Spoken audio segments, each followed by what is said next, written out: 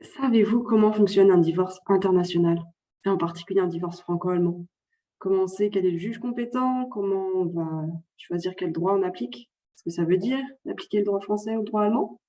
Si vous ne savez pas et vous avez envie de savoir, restez avec moi.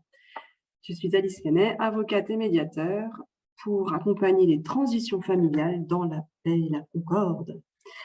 Alors, comment est-ce que moi je fais lorsque j'ai des clients qui viennent me voir et qui veulent savoir quel droit est applicable à leur divorce international? J'utilise différents outils et je vais vous montrer directement le premier en partageant mon écran. Je crée avec eux, voilà, une carte mentale. Alors normalement, on voit bien sur le côté une carte mentale ici. Donc, on part du point de départ, divorce franco-allemand, dans mon exemple. Et en premier lieu, je demande aux personnes de m'expliquer un peu qui ils sont. Et je note tout ça sur la carte mentale. Alors, par exemple, on peut avoir, je ne sais pas, Alex, voilà, qui vient me voir, qui a 35 ans, qui est français et réside en Allemagne.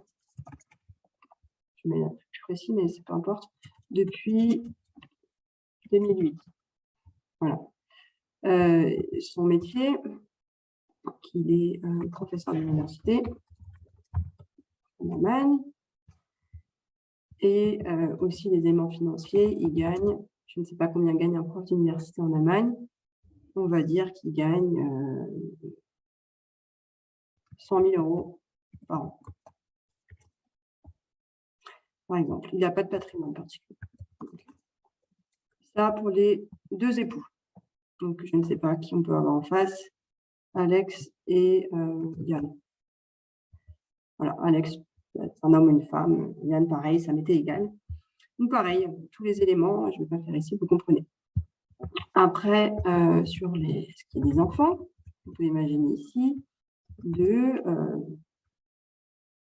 Eva, 8 ans, et Hector, 5 ans, qui sont double nationalité et qui résidence depuis toujours, on va dire où, allez, en Allemagne. Ok.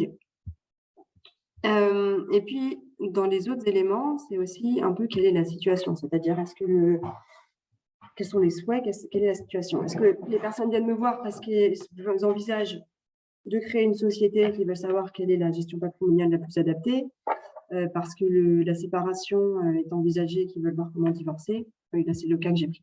Okay, on va rester là-dessus. Donc, ils veulent divorcer. C'est décidé, plus ou moins, ils veulent divorcer, ils ne savent pas comment ça se passe. Donc après, la question, une fois tous ces éléments vus, aussi déjà un peu, est-ce que vous voulez plutôt que ce soit par la paix ou pas, c'est quels sont les effets, quelles sont les questions à traiter. Donc, le point sur les effets. Et là, il y a différents points. La première question, c'est où peut se passer vraiment le divorce en soi, c'est-à-dire simplement la décision de dire le mariage est dissous, vous êtes officiellement célibataire. Et donc, vous pouvez vous remarier, par exemple, si vous voulez. Ou en tout cas, il n'y a plus de lien officiel entre les deux ex-époux, si ce n'est lié à la parentalité. Alors, pour ça, je dois agrandir mon partage d'écran puisque je continue avec un autre partage qui est, voilà, avec mon double écran. Alors là, j'ai mis sur je ne sais pas si vous pourrez bien voir ou pas. C'est un site internet qui est fait par un référendaire à la Cour de cassation, qui est très bien fait pour les divorces internationaux. Alors, divorce international, ça veut dire qu'il y a un élément d'extranéité. Donc, ça peut être une personne qui a une nationalité différente, une résidence qui est différente du lieu, un lieu de résidence différent, pardon, de la nationalité des époux, que ce soit habituel ou après le mariage. Ça peut être, oui, on est principalement là-dedans. Le lieu de mariage n'est pas important en soi. C'est en fait nationalité et lieu de résidence qui sont importants. Alors, première question, donc le divorce. Et on monte peut-être juste, je vous montre avant très rapidement cette carte. Voilà, toutes les questions qu'il faut régler lorsque l'on divorce. Il y a beaucoup de points différents. Vous inquiétez pas, j'explique tout, comment ça se passe, et ça devient compréhensible. Premier point qu'il faut savoir, c'est que ces questions-là sont réglées par des règlements européens et sont donc à peu près uniformément réglées en France et en Allemagne. En tout cas, pour décider quel est le juge compétent, quelle est la loi applicable. Alors, les grands points qu'il faut traiter, c'est où est-ce qu'on peut, et selon quelles règles, décider que le mariage est dissous par le divorce. Ensuite, quels sont les effets au niveau financier pour les relations entre ex-époux et à l'égard des enfants, c'est les obligations alimentaires.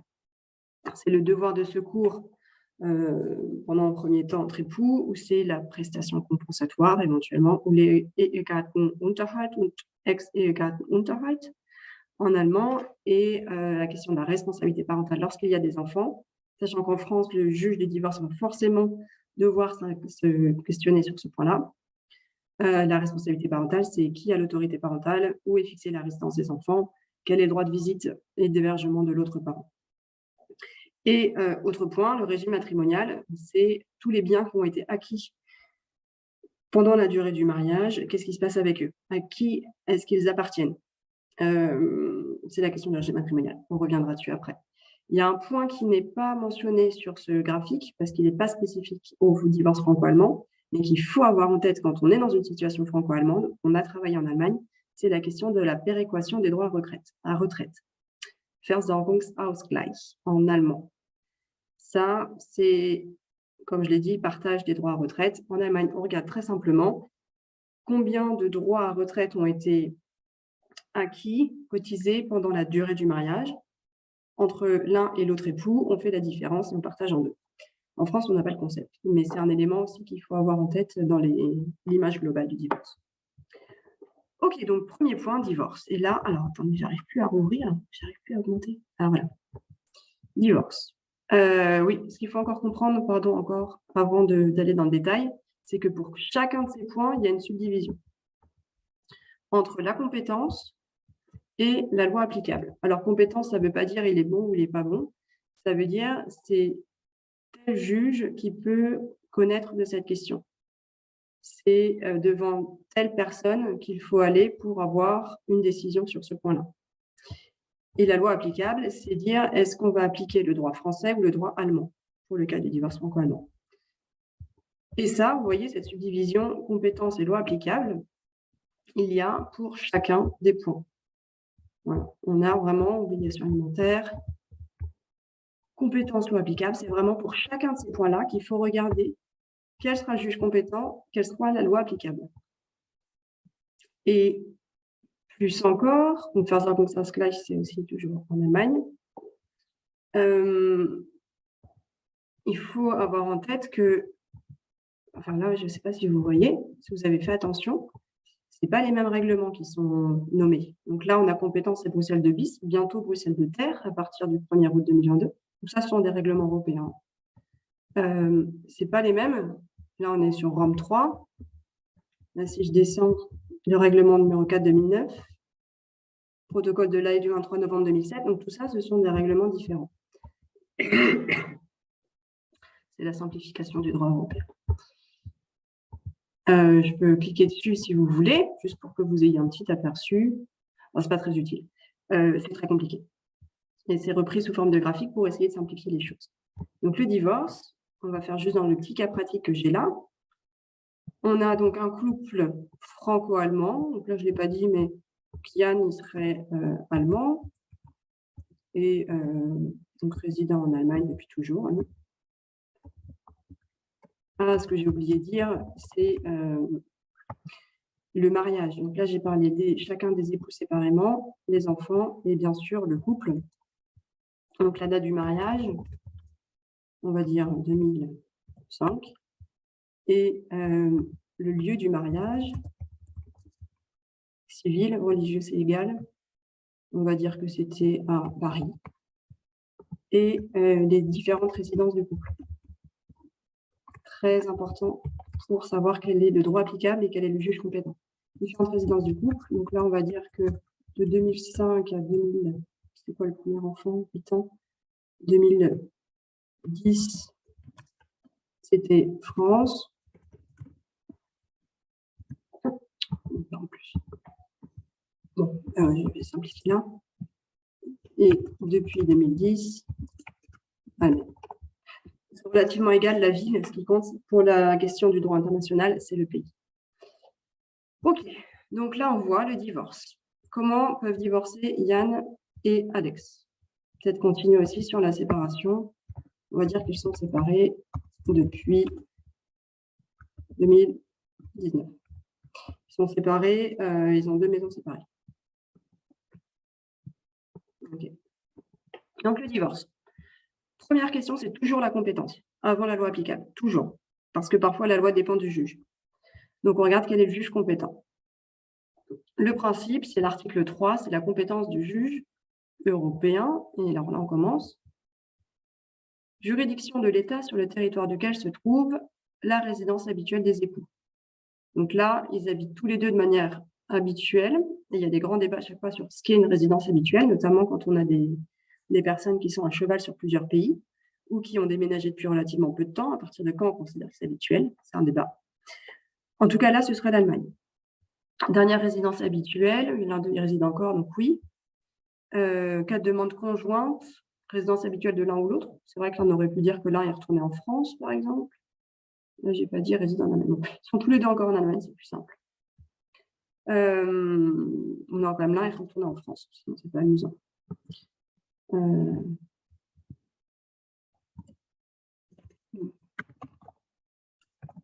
En fait, il est rentré depuis 2019, donc depuis la pandémie. Le couple n'a pas survécu à la pandémie.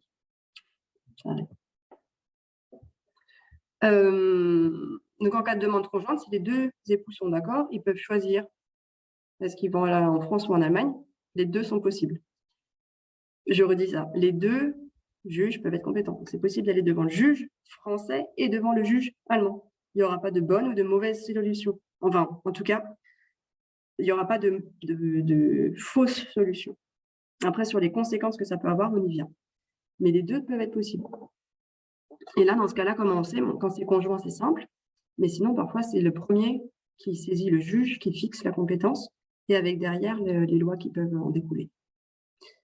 Après, on a des choses qui changent un petit peu. Dernière résidence habituelle, si ça fait au moins 6 mois depuis la saisine, et si on est ressortissant de cet État. Donc, par exemple, Alex, qui est français, qui est retourné en France, si ça fait plus de 6 mois qu'il est en France, il peut saisir ça, même s'il est demandeur. En principe, c'est plutôt la résidence du défendeur qu'on regarde. Quand on est en demande en droit international du divorce, on peut. D'autres critères, l'état, la nationalité commune. Donc là, le fait d'acquérir la nationalité de son compagnon, de son mari ou de son épouse, peut avoir un impact sur le juge compétent. Il y a encore d'autres cas, ça c'est si tout ça aboutit à avoir aucun juge compétent en Europe. Et M, c'est État membre. Si on n'a pas de juge compétent en Europe, on peut avoir encore d'autres règles. Mais bon, je ne vais pas faire tout le tour, là, en franco-allemand, on est là-dedans. Ok, donc on a déterminé que ça peut être le droit français. Et puis c'est Alex qui m'a contacté, il est français, il serait plutôt rassuré avec quelque chose de français. Oui, le divorce peut être fait. Donc là, je remets à chaque fois compétence, donc juge compétent.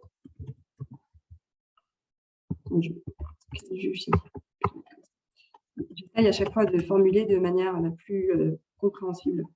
Ok. France possible.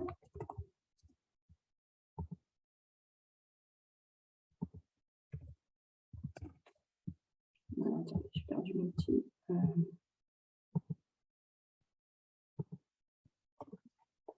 Hop. Et Allemagne, c'était aussi possible. Dernière résidence habituelle des époux, et l'un d'eux y réside encore. Ce n'est pas encore une fois le lieu du logement, c'est vraiment le pays qu'on regarde. Donc, Allemagne aussi possible. Ouais, c'est article 3, règlement Bruxelles. Ça, je note aussi, comme ça, vous avez les indications en tête et vous savez où chercher. France possible, Allemagne possible. Voilà. Et qu'est-ce que ça change? C'est la grande question, oui, mais qu'est-ce que ça peut me faire que ce soit le juge français ou le juge allemand en réalité? Alors, on est parti où mon rapport? Qu'est-ce que ça change? En fait, là où ça peut changer, c'est ce qu'il y a derrière. Dans la loi applicable au divorce, sachant que le juge va appliquer sa procédure, mais peut appliquer le droit d'un autre pays. Autrement dit, un juge français peut devoir appliquer le droit allemand du divorce, mais dans ce cas, il va l'appliquer dans sa procédure de divorce française. Assez compliqué et les juges sont parfois perdus. Surtout en France, on a un budget de la justice qui est ridicule. Les juges ont peu de temps pour travailler sur les dossiers, donc dans ces situations-là, ils sont vite perdus. En tout cas, je reviens sur la loi applicable. Il y a différence selon les dates, parce qu'il y a des règlements, règlement Rome 3 qui n'étaient pas en vigueur avant 2012. Là, on est sur un divorce après 2012, donc c'est cette branche-là qu'il faut regarder. Et là, attention, attention, Achtung, loi par défaut, donc si les parties ne se mettent pas d'accord, et là, c'est appliqué dans l'ordre de l'État. On n'a pas le choix. Il faut d'abord voir si le premier critère est rempli. Si le premier critère n'est pas rempli, on va au deuxième. S'il n'est pas rempli, on va au troisième. Et ça, jusqu'au quatrième. On n'a pas le choix si les époux ne sont pas d'accord. Donc, quel est le premier critère? La résidence habituelle des époux dans le même État, même séparés. Donc, encore une fois, si j'ai entre eux un qui est à Berlin et l'autre qui est à Hambourg, les deux sont en Allemagne. Donc, ils ont une résidence habituelle commune, une résidence habituelle en Allemagne. Est-ce que là, dans mon cas, ils ont une résidence habituelle dans le même État? Non. L'un est en France, l'autre en Allemagne. Donc, je passe au cas d'après. Dernière résidence habituelle, si elle n'a pas pris fin plus d'un an avant la saisine et que l'un des époux y réside encore au jour de cette saisine. Moi, dans mon cas, j'ai dit qu'ils sont séparés depuis 2019. Donc, ça fait plus de 3 ans. Ce critère n'est pas applicable. Je continue. Nationalité commune des deux époux au jour de la saisine. Ben là, je ne sais pas. J'ai dit que Yann était allemand et que Alex était français. Alors là, a priori, ils n'ont pas de nationalité commune. Parfois, on a une double nationalité. Donc là, on arrive dans ce critère-là directement. Mais là, ce n'est pas le cas, donc on continue. Dont la juridiction est saisie. Ça s'appelle en termes juridiques la loi du fort. Ça veut dire que là, par défaut, si je n'ai pas d'accord des époux, le premier qui saisit, s'il saisit le juge allemand, ce sera le divorce selon le droit allemand qui sera appliqué. Si c'est le français, enfin, si c'est saisi en France, ce sera le droit français qui sera applicable. Donc, qu'est-ce que ça change? Donc, loi applicable, c'est-à-dire en fait, conditions du divorce. Droit français devant un juge français.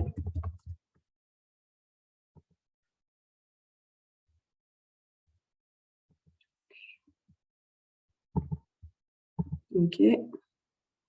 Et vous avez compris, droit allemand, si devant un juge allemand. OK.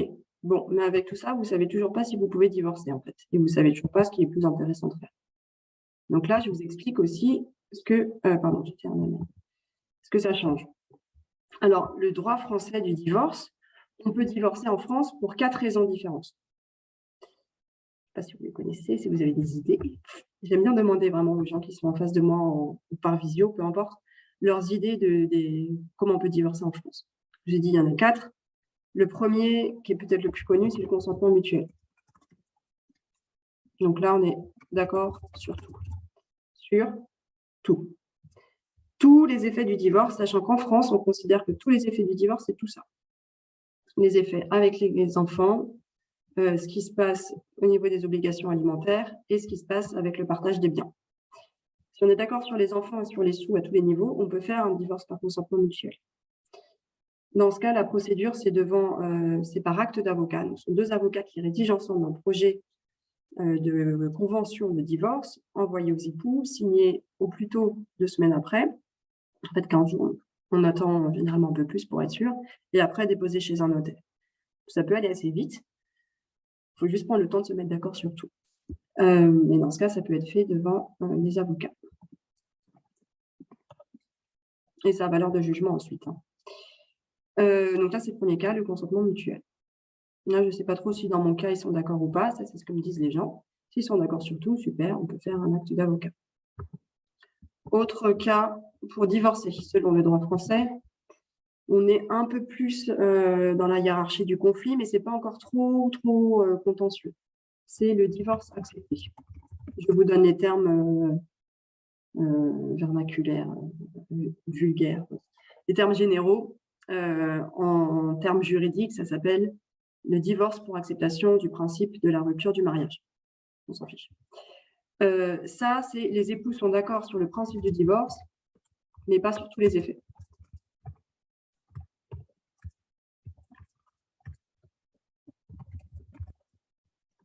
Dans ce cas, on peut demander au juge de prononcer le divorce et de constater là où il y a un point d'accord et de trancher là où il reste un désaccord.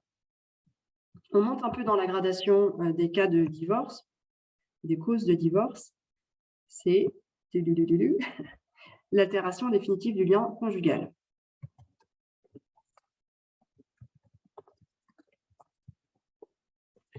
Ça, c'est quand les époux sont séparés depuis tellement longtemps que c'est clair qu'il n'y aura pas de reprise du mariage et on n'a pas le droit de s'y opposer. La seule chose, ce serait de dire « mais non, en fait, on n'est pas séparés depuis aussi longtemps ».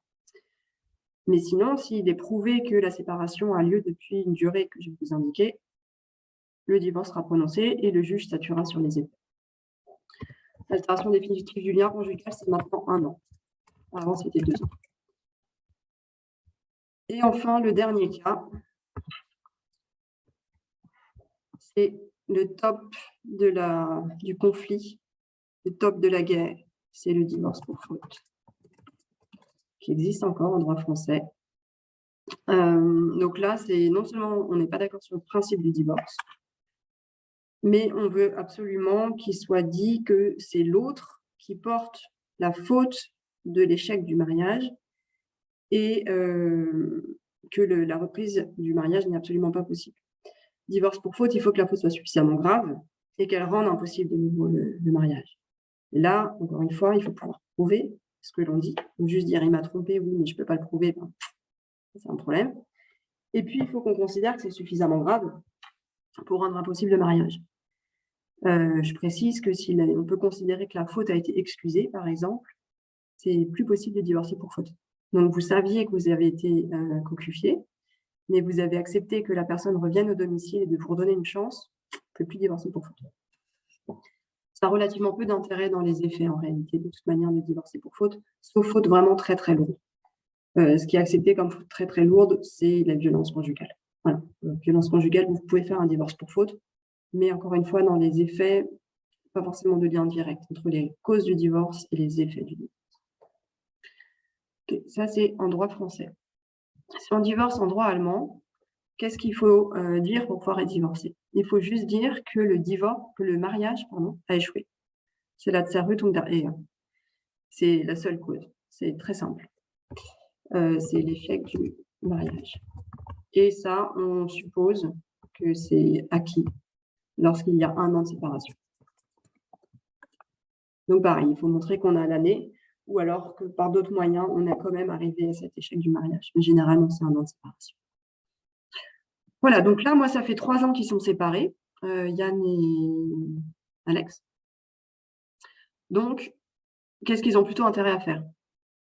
Ben, ça dépend un peu, mais dans les 2 cas, ils peuvent faire un divorce en France et en Allemagne. En Allemagne, ils diront ça fait 1 an de séparation et ils justifieront. En France, ils auront le choix. Ils pourront faire les 4 types, enfin non, ils devront choisir un des 4 types, bien sûr, mais les 4 options peuvent être disponibles selon les raisons du divorce. Personnellement, bien sûr, pour ceux qui me suivent, vous le savez, je suis pour la paix dans les familles, y compris les familles qui se déstructurent. Je ne suis pas quelqu'un qui veut la famille à tout prix. Moi, ce que je souhaite surtout, c'est la paix. Donc, un divorce, c'est OK. C'est même parfois une opportunité, en réalité, d'aller mieux pour chacun. Donc, moi, je pousse vraiment plutôt pour le consentement mutuel ou le divorce accepté. Selon les situations, et contrairement à ce qu'on pourrait penser, le divorce accepté, donc qui est devant un juge, et pas par acte d'avocat, peut être plus simple et plus rapide qu'un divorce par acte d'avocat. Et ça peut coûter moins cher aussi, parce que sur ce point-là, le partage des biens, quand on fait un consentement mutuel, il faut préciser comment on fait. Dans un divorce accepté, on n'est pas obligé de préciser comment on fait. Et dans ce cas, on peut ne pas payer de frais taxables de droits d'enregistrement sur le montant de ce que l'on partage comme bien. Voilà. Bon, vous voyez un exposé très simple pour dire que c'est possible, dans ce cas-là, de divorcer en France et en Allemagne, en appliquant le droit respectivement soit français, soit allemand. Et là où on peut avoir une discussion, c'est qu'est-ce qui serait le mieux adapté pour vous? Et là, on va parler peut-être procédure ou commodité, ou est-ce que vous êtes pressé et vous voulez que ça ait lieu dans un mois? Parce que, je ne sais pas, l'un est enceinte, enfin l'une est enceinte, du coup, et veut pouvoir rapidement se remarier. Il faut aller très très vite, mais dans ce cas, on ira peut-être quand même plutôt sur le divorce par consentement mutuel, et on fera en sorte que tout soit réglé dans les 2 mois pour qu'elle puisse se remarier très rapidement. S'il y a une volonté par principe qu'il soit dit par un juge que c'est la faute de l'autre, mais ce sera en France, on dit que le divorce est faute. Voilà, ça dépend. Donc, ceci étant fait pour les principes du divorce, on continue dans les autres effets avec, ma souris a sauté, les effets, donc il y en a toujours plusieurs, les enfants, et puis dans les enfants, il y a l'autorité parentale, c'est-à-dire qui prend les décisions qui concernent les enfants, le lieu de la résidence des enfants, le droit de visite et d'hébergement de l'autre parent, et les sous, donc la pension alimentaire. C'est la contribution à l'entretien, à l'éducation des enfants. Ok, là je ne vais pas rentrer dans le détail parce que ça fait vraiment beaucoup trop long comme vidéo, mais donc on continue. On va là-haut, responsabilité parentale pour la question d'autorité parentale. De nouveau, on regarde quel est le juge compétent.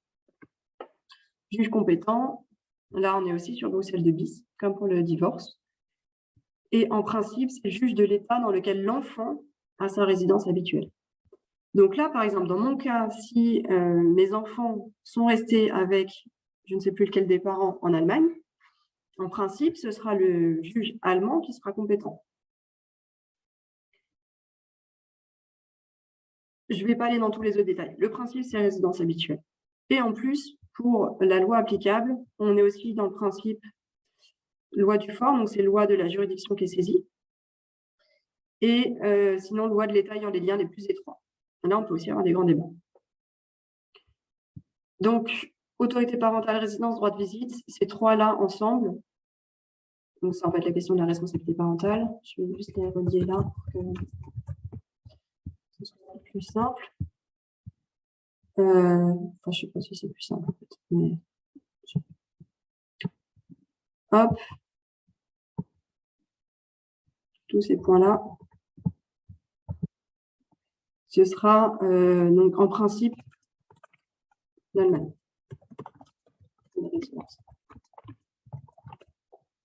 Et c'est là aussi où on va se dire peut-être, bon, mais puisque c'est de toute manière l'Allemagne qui sera compétente pour voir pour les enfants, c'est peut-être plus simple que ce soit le juge allemand. Oui, mais non, parce que le juge du divorce en Allemagne n'est pas le juge qui tranche pour les enfants. Donc, il faudrait saisir 2 juges différents. Donc là, on pourrait quand même voir si on peut quand même dire que ça peut être la France, si on veut tout faire en France. Article 12, conditions, acceptation expresse de la compétence, acceptation tacite possible si l'enfant n'a pas sa résidence habituelle. Voilà. Donc, moi, l'autre est d'accord, on peut faire ça. Et c'est ce point-là, article 12, paragraphe 1, prorogation de compétence en faveur du juge du divorce, à condition qu'elle soit dans l'intérêt supérieur de l'enfant.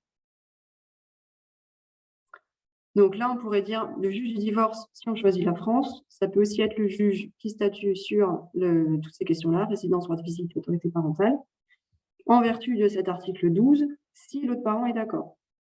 Et il faut dire que ce soit l'intérêt supérieur. Donc, on peut dire parce que c'est dans l'intérêt supérieur que ce point-là soit réglé rapidement avec les éléments du divorce. Si les parents sont d'accord, généralement, les juges ne sont pas plus royalistes que le roi non plus. Hein. Donc, ça peut être la France.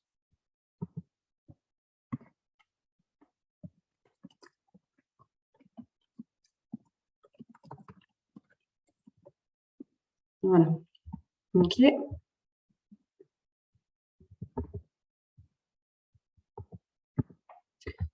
Voilà, et on continue comme ça pour tous les points. Je ne vais pas faire tous les points aujourd'hui parce que encore ce serait vraiment trop long. Mais on continue avec les obligations alimentaires. Où est-ce que c'est là? C'est cette question-là. Donc là, on est sur un autre règlement. C'est celui-ci. Compétence et en principe la résidence habituelle, de nouveau. Et là, c'est vraiment que la résidence habituelle en réalité. Quand c'est pour les enfants, en tout cas pour la loi applicable. Pour les obligations par enfant, c'est la loi du fort, c'est celui de la résidence habituelle du débiteur. Donc là, ça dépend quel parent gagne le plus. De manière générale, il faut plutôt retenir résidence habituelle, mais on peut, dans certains cas, changer ça. Je fais le point avec vous donc, sur tous les effets pour les enfants, les obligations alimentaires entre époux. Donc ça, c'est la question de la prestation compensatoire ou du Ehegatten oder also nachehelichen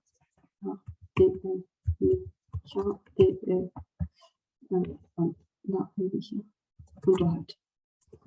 C'est la pension alimentaire pour l'ex-époux.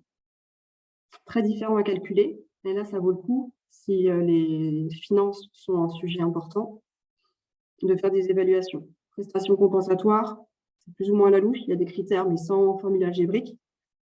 Moi, j'ai tout un tas de formules de calcul. En réalité, il y en a une dizaine qui sont souvent utilisées.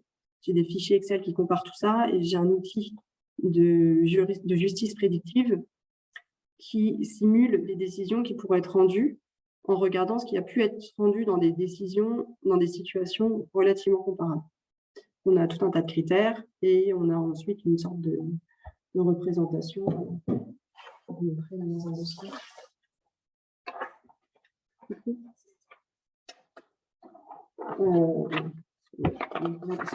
Les indications, mais on ne fait pas grand-chose. Mais je rentre les critères, donc en disant créancier, donc la personne qui la demande 34 ans, parfaite santé, les revenus, le patrimoine et les sacrifices consentis pendant le mariage. Ça, c'est la notion de j'ai arrêté de travailler pour une famille. Donc, ça peut être pour élever les enfants, ça peut être parce que je me suis expatriée, donc ça a mis un coup dans ma carrière, alors que l'autre s'est expatrié, par exemple, ou habite dans le pays. Il a une super carrière. C'est ces éléments-là. Et ensuite, on va voir ce que les juges trancheraient dans la plupart des cas avec un petit barème en disant il y a tant de pourcents de juges qui rendraient tel montant.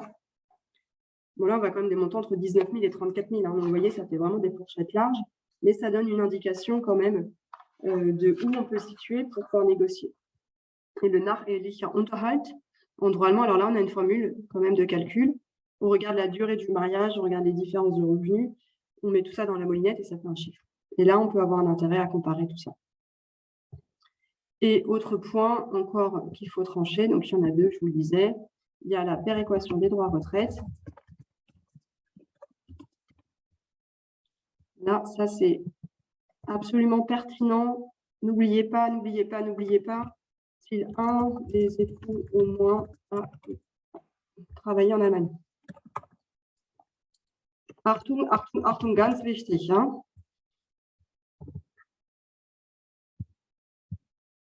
Hop là.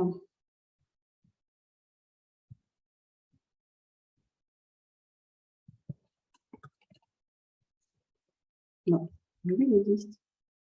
Qu'est-ce qu'il est passé dans cette notation?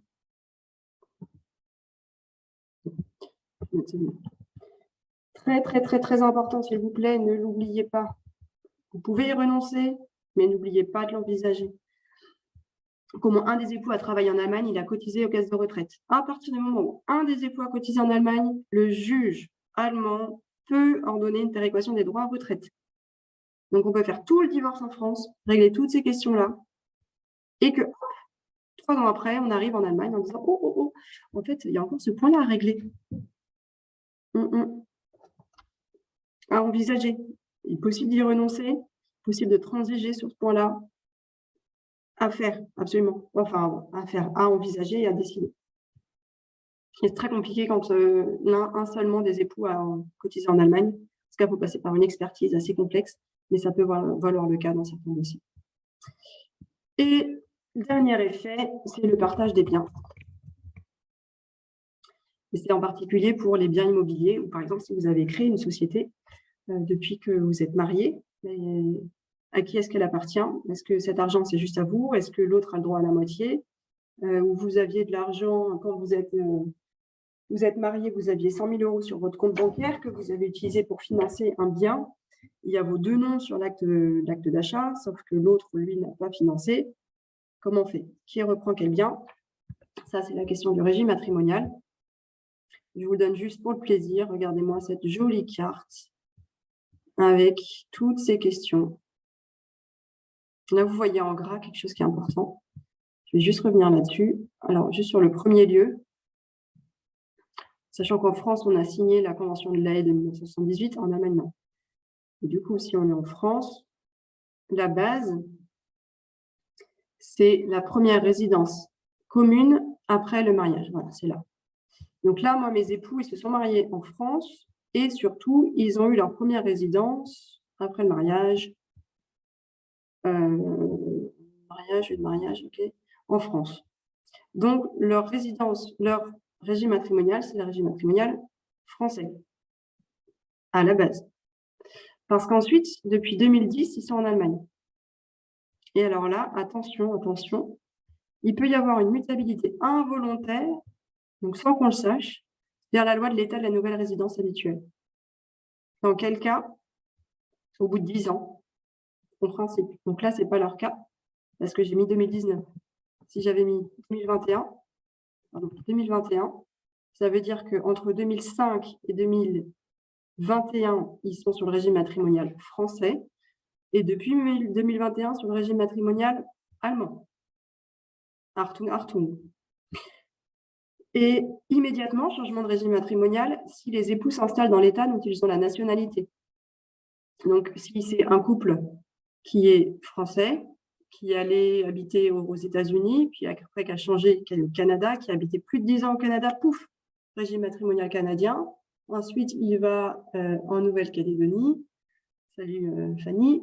Et après, ils reviennent en France. Ben, dès qu'ils reviennent en France, pouf, régime français. Mais ce n'est pas rétroactif. C'est à partir de cette période-là.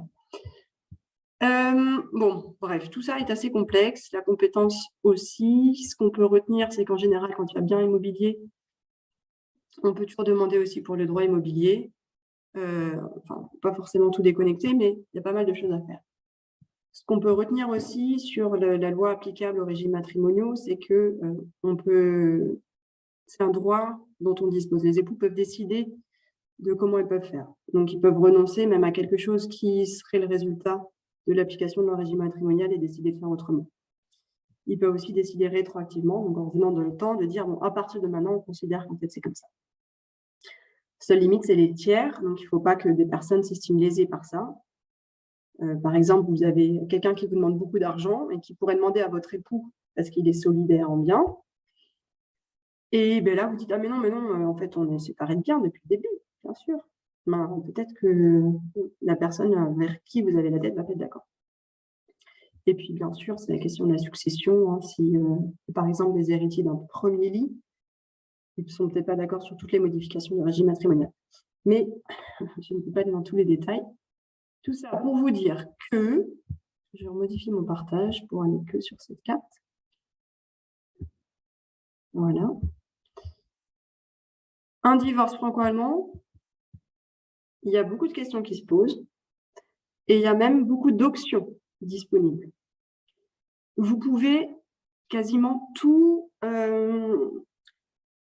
envisager. C'est un peu comme un jeu d'échecs. On bouge une carte et puis il y a ça qui se passe et puis il y a tant d'options disponibles si on fait ça.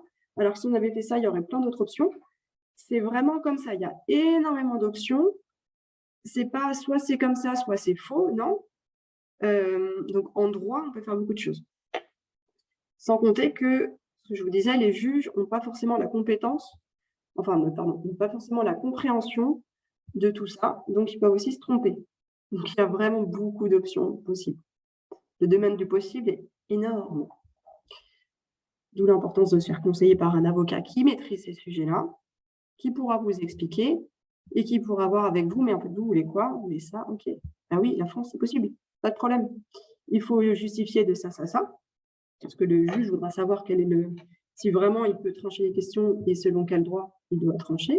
Donc, il faudra lui expliquer. C'est le règlement X, l'article 13, paragraphe B du règlement Bruxelles de bis qui fait que...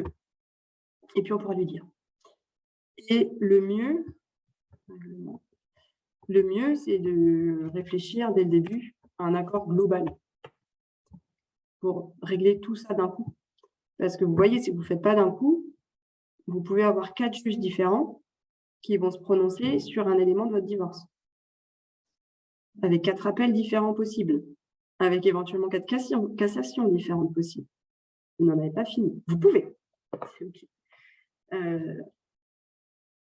Si vous avez envie d'avoir des procédures pendant très longtemps, au passage et dépenser beaucoup d'argent, vous pouvez.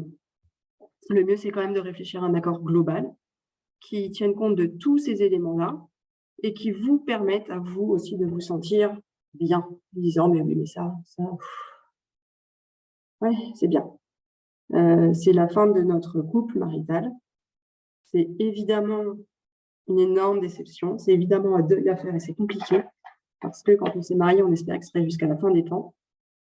Mais maintenant, je peux être quand même assez fière d'avoir réussi à terminer cette période par une solution de paix, par une solution où on était capable d'être intelligent, de se mettre en face d'une table, de discuter, de s'écouter pour créer une solution qui soit à tous égards acceptable, bonne pour moi et pour l'autre.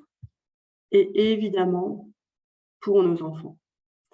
Préserver les enfants du conflit parental, ça c'est un peu pour moi la mission de vie. Voilà. C'est de faire en sorte qu'on puisse chacun se développer et se réaliser pleinement. Donc c'est chacun des ex-époux qui reprennent une part de liberté pour pouvoir se réaliser eux-mêmes. Pour moi, c'est vraiment une opportunité, un divorce. Si on divorce, c'est malheureux, mais ça apporte énormément d'espoir en soi. C'est de se dire, mais je peux avoir le meilleur. Et le meilleur, c'est de réussir à être bien, parfaitement, d'être complètement moi-même et de me développer là-dedans et de permettre à mes enfants d'être complètement eux-mêmes sans être prisonniers du conflit des parents. Oui, je vais aller là parce que à m'arrêter là, sinon je pourrais en parler très longtemps. Bref, voilà, en quelques mots, comment peut se passer un divorce franco-allemand. Tout est possible.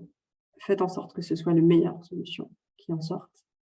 Et je suis à votre disposition si vous avez des questions. Vous pouvez aussi en mettre en commentaire. N'hésitez pas à vous abonner, n'hésitez pas à me contacter. Je suis là pour vous. À bientôt, belle journée.